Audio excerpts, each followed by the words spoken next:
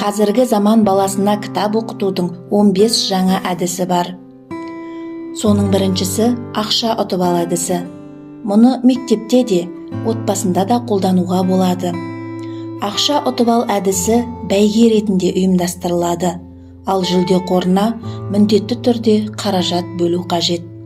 Әйтпесе қазіргі күннің балаларын көп нәрсемен таңғалдыру мүмкін емес. Ұтысқа ақша тігілгенін көрген балалар байқауға қатысуға ынталы болады.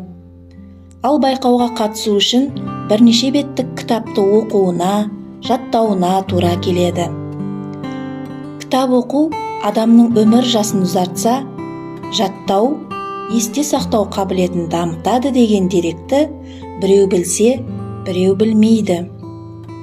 Сондықтан зейінді, ақылды, ғұмырлы, білімді әрі білікті бала тәрбиелегісі келетін ұстаздар мен ата-аналарға бұл әдіс ең қолайлысы деп білемін.